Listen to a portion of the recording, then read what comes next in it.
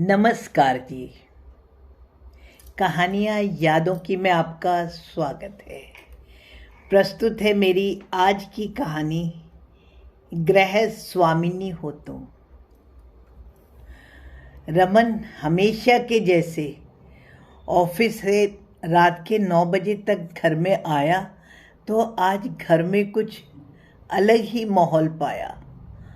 आते ही आज रीना ने विजयी मुस्कान बिखेरते हुए उसे अपने इंटरनेशनल स्कूल में टीजीटी की सिलेक्शन का ऑफर लेटर दिखाया। पिंकी और बबलू भी रमन को बता रहे थे कि मम्मी ना अब टीचर बनेंगी और कल से हमारा खाना सावित्री आंटी बनाएंगी और अगले सप्ताह से स्कूल बस से उतरने के बाद हम दोनों मिलकर अकेले ही घर तक आएंगे। और मम्मी ने ना आज 3 नई स्कूल यूनिफॉर्म दिलवाई हैं। और पापा अब हम राघव सर से भी ट्यूशन पढ़ेंगे। लेकिन तभी पिंकी बोली, पापा राघव सर हमें मारेंगे तो नहीं ना? इससे पहले कि वह कुछ जवाब देता, अम्मा और बाऊजी ने भी उसकी ओर घूर कर देखा और अपने अपने कमरे में चले गए। रमन के खाने के लिए होटल से थाली आई हुई थी।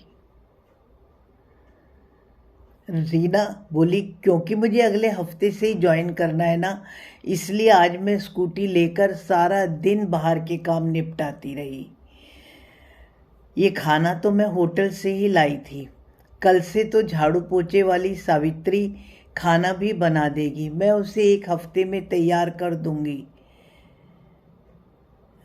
रमन सोच में पड़ गया। अभी पिछले हफ्ते की तो बात थी। उसका जन्मदिन था और जन्मदिन पर रमन के भी बहुत सारे दोस्त आए थे जो कि परिवार के साथ ही आए थे और सब रीना के बनाए खाने की बहुत तारीफ कर रहे थे। तो रमन ने हंसते हुए कहा, अरे ये खाना ही तो बनाएगी, कौन सा ये भाभी के जैसे बहुत कोई जॉब करती है और कमाती है, घर में रह कर के खाना भी नहीं बना सकती क्या? और बस रमन उसके बाद में जब बोलना शुरू हुआ तो चुप ही नहीं हुआ। उसे समझ नहीं आ रहा था कि वह इतना सारा बोलकर रीना को यूं ही अपमानित करता जा रहा है। ऐसा नहीं है। अम्मा और बाऊजी तो रीना को बहुत प्यार करते थे और वो जानते थे कि पूरा घर सिर्फ रीना की मेहनत और समर्पण के कारण ही व्यवस्थित है। उसके दोनों कमज़ोर बच्चे केवल उसकी मेहनत के कारण ही आज स्वस्थ हैं और दूसरी क्लास में पढ़ रहे हैं। रीना ने हिस्ट्री में एमए और बीएड कर रखा था। शादी से पहले वह इंटरनेशनल स्कूल में पीजीटी थी। अब क्योंकि वह सीनियर क्लास को पढ़ाती थी और मार्च के फाइनल एग्ज़ाम्स थे, इसलिए उसे फरवरी में खुद की शादी के लिए भी छुट्टियां नहीं मिल रही थी। और रमन घर का इकलौता योग्य बेटा था जो कि बहुत सालों की मन्नतों के बाद हुआ था। अब बुजुर्ग दंपत्ति, उसके माता पिता केवल ऐसी बहू की कामना करते थे जो कि उनके घर को और सबको संभाल सके। मम्मी अस्थमा की पेशेंट थी और पापा को शुगर, बीपी और हार्ट की भी प्रॉब्लम थी। रीना बिल्कुल उनके सपनों वाली सुघड़ लाडली बहू थी और उसने बनकर भी दिखाया। बस रमन का सिर्फ उसकी नौकरी ना करने के कारण उसको अपमानित करना अम्मा जी को भी अच्छा नहीं लगता था।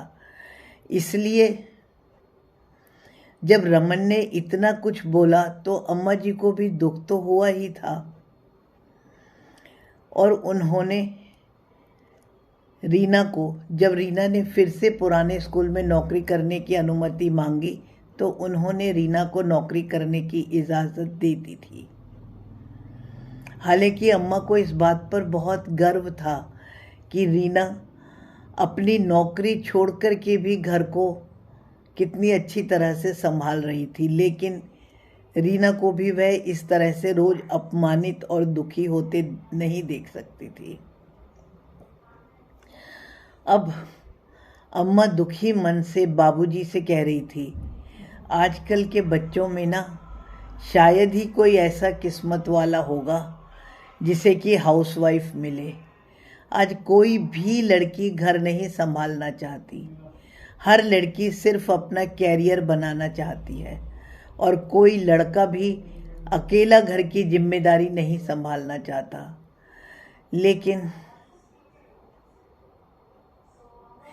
खाना खाते हुए रमन वह ऑफर लेटर देख रहा था और अब उसे अम्मा और बाबूजी का यूं घूर कर देखना और गुस्सा होना भी समझ में आ रहा था।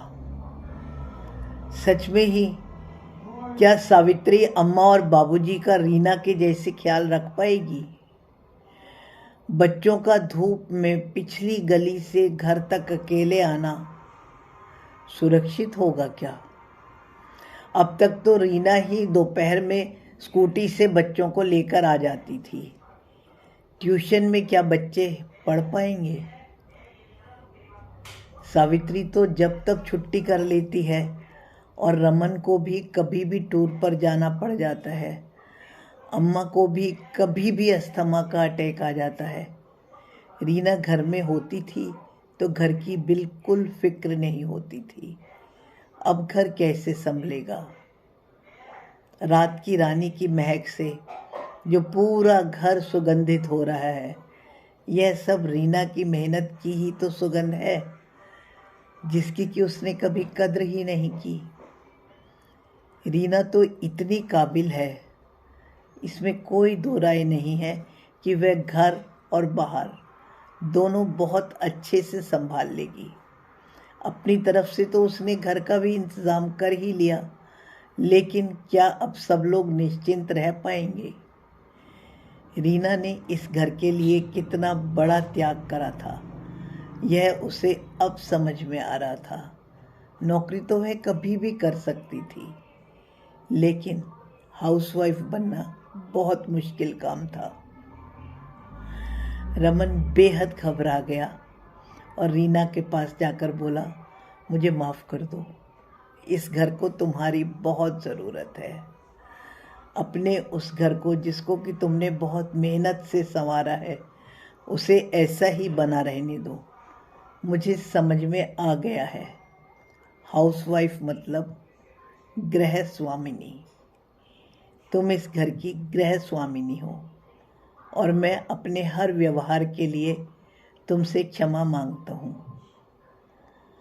अम्मा बाबूजी भी कमरे से बाहर आ गए थे और प्रश्नवाचक नज़रों से रीना की ओर देख रहे थे।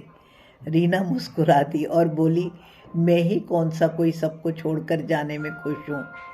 हाँ, सबकी जिम्मेदारियाँ ख़त्म हो जाएगी तो मैं अपने कैरियर के विषय में भी सोच लूँगी।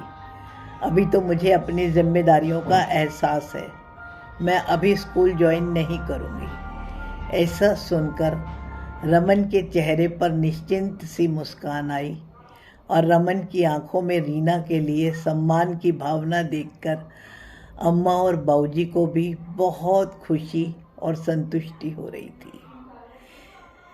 जी हाँ, जिस तरह से महिला उत्थान की बात की जाती है, परंतु महिला के आर्थिक योगदान को ही सब कुछ माना जाता है, तो अब वह दिन दूर नहीं जब कोई भी लड़की हाउसवाइफ नहीं बनेगी।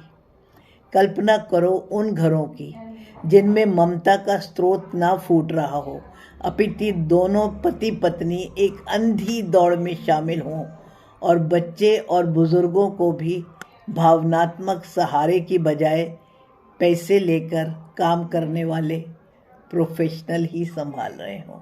कल्पना तो करो। धन्यवाद जी। मेरी कहानी पसंद आने पर आपके मन में कोई भी विचार आए तो कृपया उसे कमेंट के द्वारा सूचित करें।